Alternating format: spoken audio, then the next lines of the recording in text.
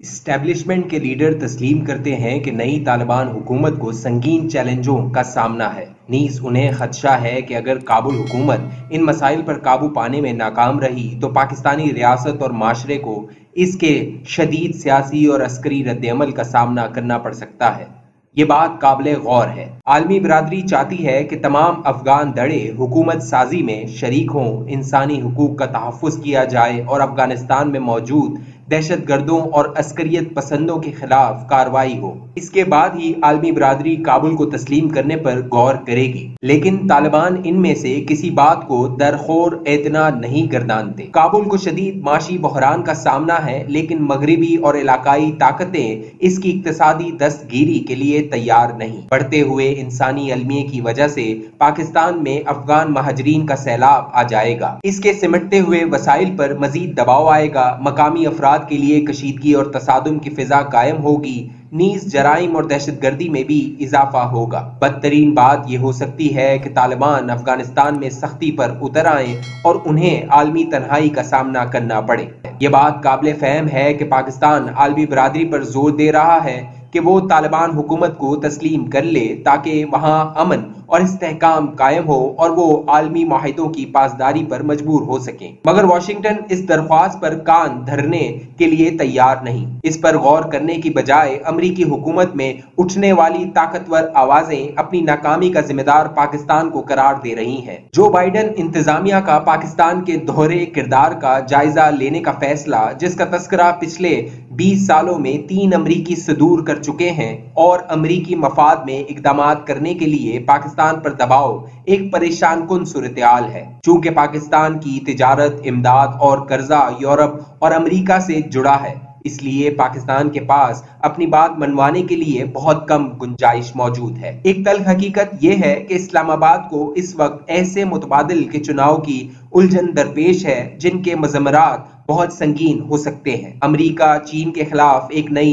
سرجنگ کا آغاز کرنے جا رہا ہے۔ اگلے ہفتے صدر Joe Biden Bharat, Japan, Australia کے وزرائے اعظم سے ملاقات کرنے جا رہے ہیں، جس میں وہ چین کے خلاف اپنی کوڈ حکمت عملی کو حتمی شکل دے سکتے ہیں۔ اس کے علاوہ روس، بھارت اور وسطی ایشیائی ممالک اگلے ماہ ہونے والے SCO اجلاس میں پاکستان اور چین کی کابل کی طرف جھکاؤ رکھنے والی کسی بھی غیر مشروط ممکنہ پیش رفت کو ناکام بنانے کے لیے مل کر کھڑے ہو سکتے ہیں۔ اس طرح پاکستان جتنا بھی چین کی طرف جھکتا جائے گا، اتنا ہی علاقائی اور عالمی تنہائی سے دوچار ہوتا جائے گا۔ پاکستان کی داخلی سیاست انتہائی منقسم اور کمزور ہے۔ بدقسمتی سے ایسا اس وقت ہو رہا ہے جب سے عالمی سطح پر قومی سلامتی کے چیلنجز کا سامنا ہے۔ اسٹیبلشمنٹ کا مسلط کردہ تحریک انصاف کا ہائبرائڈ نظام بری طرح ناکام ہو چکا ہے۔ یہ سطحی اور عامیانہ گڈ گورننس فراہم کرنے کے بھی قابل نہیں۔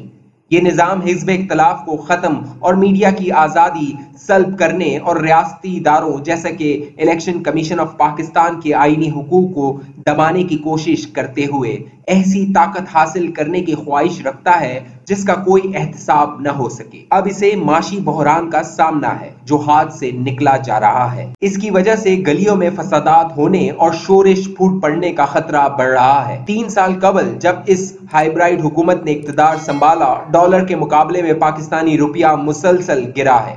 2018 میں ڈالر کے نرخ 120 روپے تھے، رواں ہفتے ڈالر 170 روپے کا ہے۔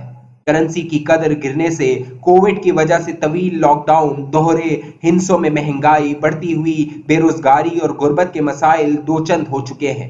گزشتہ ماہ سے پاکستانی روپے کی قدر میں 10% گراوٹ دیکھنے میں آئی، حالانکہ اسٹیٹ بینک آف پاکستان نے اربوں ڈالر مارکیٹ میں پھینکے۔ تجارتی خسارہ بڑھ رہا ہے، کرنٹ اکاؤنٹ منفی ہے اور رواں برس 30 بلین ڈالر کا قرض واپس کرنا ہے۔ صرف IMF، اس کے معاون مالیاتی ادارے ہی پاکستان کو بیل آؤٹ کر سکتے ہیں، لیکن انہیں واشنگٹن کی طرف سے گرین لائٹ کی ضرورت ہے۔ اس دوران واشنگٹن اپنے تصوراتی دشمن رکھنے والے مغربی ایشیا، چین، روس، ایران اور دوہرے رویہ رکھنے والے پاکستان کے حوالے سے امکانات کا جائزہ لے رہا ہے۔ حالیہ کنٹونمنٹ بورڈ کے انتخابات میں کامیابی कामयाबी से हौसला पाते हुए पीडीएम में शामिल अपोजिशन जमातें मुल्क के तूलो अर्ज में एहतजाज करने के लिए कमर बांध रही हैं। मुमकिन है कि इन्हें हुकूमती इकदामात से मायूस वकला, सहाफियों और सिविल सोसाइटी की तंजीमों का साथ भी हासिल हो जाए। इस दौरान अदलिया पर बुनियादी हुकूक और अदलिया की आजादी के लिए खड़े होने के लिए अवामी दबाव बढ़ रहा है। मौजूदा निजाम को सिर्फ ताकतवर इस्टेब्लिशमेंट की हिमायत हासिल है,